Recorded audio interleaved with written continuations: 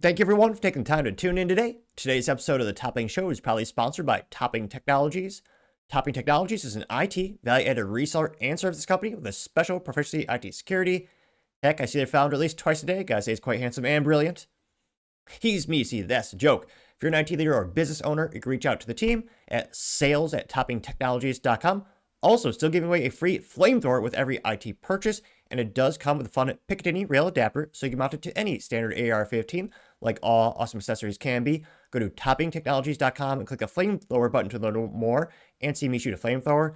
Lastly, trying to get to 5,000 subscribers by the end of the month, so if you can click that button and tell your friends, I would greatly appreciate it.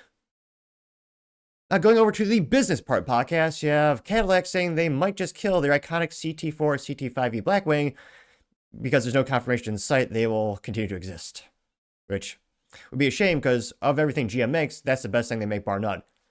Granted, that bar is pretty damn low these days, but nevertheless, a marvel of engineering, hand-built in Michigan. I mean, it's one of the few good, really cool things to make. And of course, you know me, it comes with a stick shift option, which I would argue should be every vehicle by default. But with General Motors, of all the cars they own, all the brands they have, there's like two vehicles left with a stick shift. The CT4V and the CT5V.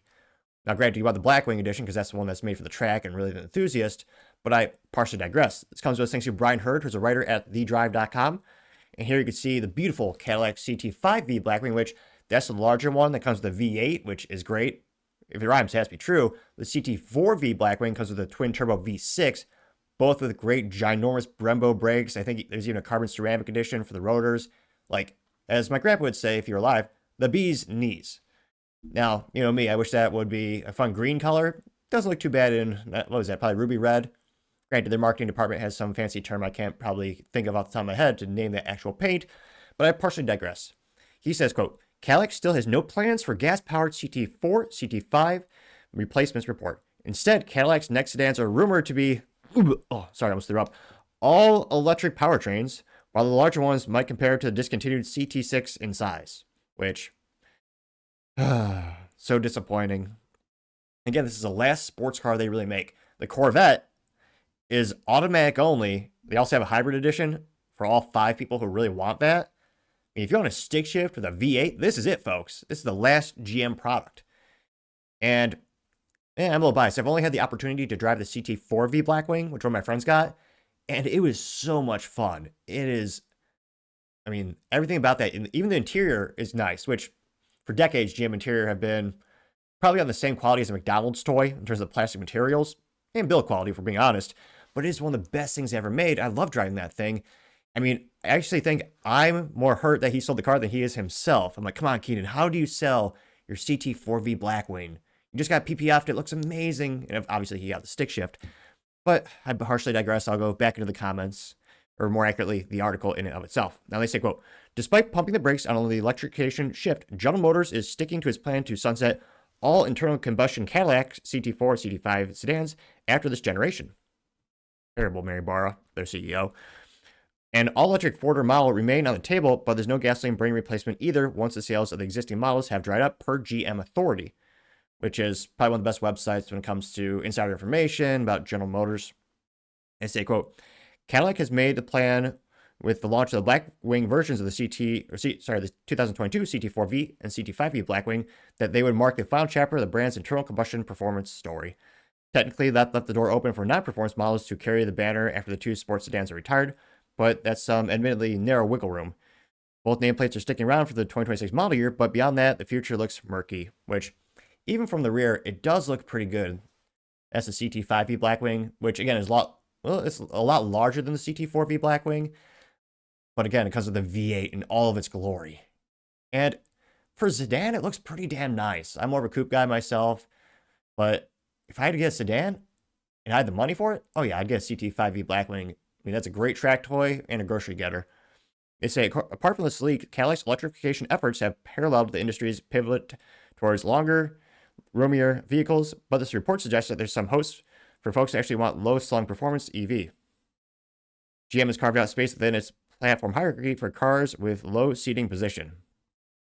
2 of them are reportedly already in development at Cadillac, while they would match up performing with the CT4 and CT5. Slow sales from the former already cost the mid-cycle refresh that boost the CT5's interior for 2025 the likelihood of an actual replacement for that compact sedan, even with electric power, appears to be low. Which is really sad. They say, but the continuance of the second model is interesting, especially the size does line up with the now discontinued CT6. GM authority source claims, could this represent a coupe sedan pairing? Or perhaps a return of a larger nameplate? Either way, there's one thing that can be certain at this point. It won't be powered, at least exclusively, by gasoline. Or, as the Europeans would call, petrol. Which is a shame for anyone who likes reliability or cars that last more than 10 years. I like cars that last a quarter century or longer myself, so I like gasoline engines personally. Also, bob down the street and your independent mechanic can repair it, unlike electric vehicles, which is just a glorified smartphone on wheels that inevitably will break, and you only have one person that can fix it. Now, one of the first responses comes from Adam VIP, who says, quote, everyone loves the current version, and they jacked up the price this year. If I were GM, I would be telling everyone that there's not going to be a future gas version to get people to pay for them now. Now, DH says, two things kept me from purchasing. One, lack of an all-wheel drive paired with a manual transmission, and two, the outrageous dealer markups. Yep. I could get over the first, but not the second obstacle. I'm still rocking my 2016 340 X-Drive because it has a manual. I was planning on ordering an M3 this year, but after reviewing the iDrive 9 version, I scrapped that plan. The Caddy is a nice option, but I refuse to play the markup, which, yeah, if I had $1 for every time a dealership killed a good car, I mean, it couldn't retire, but I could at least get a used Honda probably. It's one of those things where it's so frustrating when the dealerships kill it with the outrageous markups. One of the most infamous examples in my lifetime would be the Ford Focus RS, which is an all-wheel drive, stick-shift only, turbocharged inline-4 hot hatch from Ford. And it was a great rally car. A lot of people loved it. Unfortunately, the dealers roped it off, treated it like it was a Lamborghini, wouldn't let you drive it. And they marked it up by 15 to 25 grand over MSRP.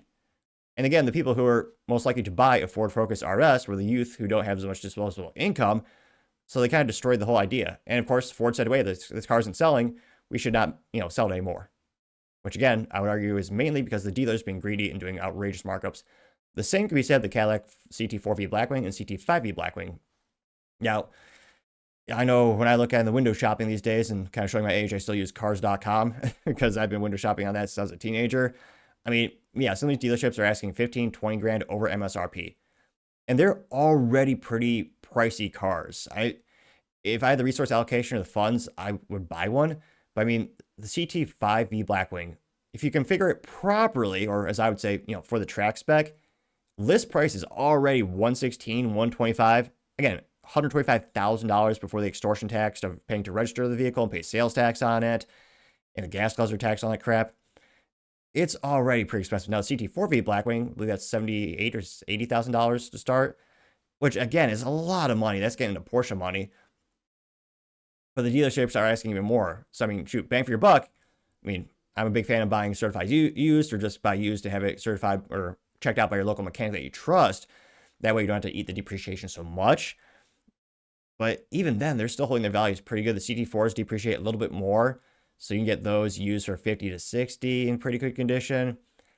And man, I really wish you'd get, I mean, it's great that they have a 50% take rate for a stick shift. That's really rare in automobiles these days. I mean, I think that's one of the highest ones up there in terms of the actual take rate of people who prefer automatic versus stick shift. And again, I think it's important to have Halo car. Again, these are very low volume units. I think they sold less than 2,000 of these last year. I'm trying to pull up, let's see here. One of these comments have some of the statistics. So they say that Cadillac CT4 was sold in 2024. They sold 6,208. CT5 they sold 14,861. So again, this also the higher trim. So it's not a high volume unit for them, but to me it shows that they're passionate about racing. Which again, they're just getting to F1. Why would you kill the coolest track toy you make? I've seen a couple Corvettes at the track. I believe it or not, I've seen a couple Caddies as well in terms of the Blackwing trim line. But again, it's going to be Cadillac F1. Why would you kill the coolest Cadillac you make? That just blows my mind. And again, this is just them saying we don't have any, they're saying, hey, we don't have any plans to continue it. They're not officially saying it's being, killed. Maybe it'll be maybe, again, GM isn't the smartest company, but maybe GM will actually listen to the consumers like Porsche. And they say, hey, 50% of this car is bought with a stick shift. They love the gas engine. Why not keep making it just for a Halo car? Because again, the average person will just get the CT4, CT5 base model. I know that in terms of the volume of sales, but I really hope they keep it around. It'd be great for, again, them getting to F1, to really show they care about drivers and really the driving experience and the track experience. So we'll see what they do. Again, I try to be a foolish or perhaps a hopeless optimistic, some might say, but GM has such a long track record, pun moderately intended, of bad decisions and killing products, like the Camaro that was also killed. I don't know if I were Magic 8 Ball and asked, do you think the Cadillac CT4 or 5V Blackwing will be around with the gas engine in a couple of years? I can't but think the Magic 8 Ball would say, outlook, not so good. And let me know, have you seen these on the street? I see them at the track every once in a while for the circuit tracks I go to. In terms of the street, I've seen a couple of the Blackwings, and it always makes me smile, especially when I walk past them on the street and I see it's got a stick shift. I'm like, that's cool. It's literally less than 2% of cars in North America. For me, it's like an Easter egg when I see it on the street. But let me know your thoughts, because as always, be fascinating to hear what you have to say. Thank you, everyone, for taking the time to tune in today. Again, trying to get to 5,000 subscribers by the end of the month. So if you can click that button, I greatly appreciate it. Also, give me a thumbs up, thumbs down, or comment. It's a great way to give me some additional feedback, letting me know how I can make the show better and better.